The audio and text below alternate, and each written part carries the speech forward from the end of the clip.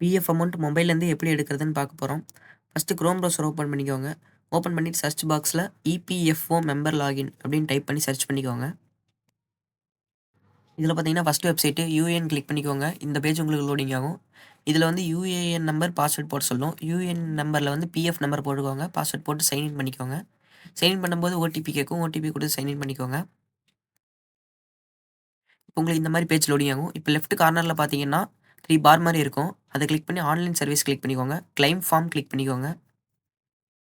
Next page உங்களுக்கு இந்த மாதிரி லோடிங் ஆகும். பேங்க் அக்கௌண்ட் டைப் பண்ண சொல்லும். டைப் பண்ணி வெரிஃபை பண்ணிட்டு ப்ரொசீட் டு கிளைம் ஃபார்ம் அப்படின்னு கிளிக் பண்ணிக்கோங்க. செலக்ட் ஆப்ஷனில் பிஎஃப் அட்வான்ஸ் செலக்ட் பண்ணிக்கோங்க. சர்வீஸில் வந்து பார்த்தீங்கன்னா உங்கள் கம்பெனி நேம் காட்டும். அதை வந்து செலக்ட் பண்ணிக்கோங்க. இப்போ பர்பஸ் வந்து பார்த்தீங்கன்னா இல்னஸ் கொடுத்துக்கோங்க. நெக்ஸ்ட் வந்து எவ்வளோ அமௌண்ட் எடுக்க போகிறீங்களோ அதை வந்து டைப் பண்ணிக்கோங்க. அதுக்கப்புறம் எம்ப்ளாயி அட்ரஸில் உங்களோட அட்ரஸ் போட்டுட்டு கெட் மொபைல் ஓடிபி கொடுத்துக்கோங்க. ஓடிபி சப்மிட் பண்ணிட்டீங்கன்னா உங்களுக்கு 2 or 3 ஒர்க்கிங் டேஸில் வந்து பிஎஃப் அமௌண்ட் கிரெடிட் ஆயிரும்.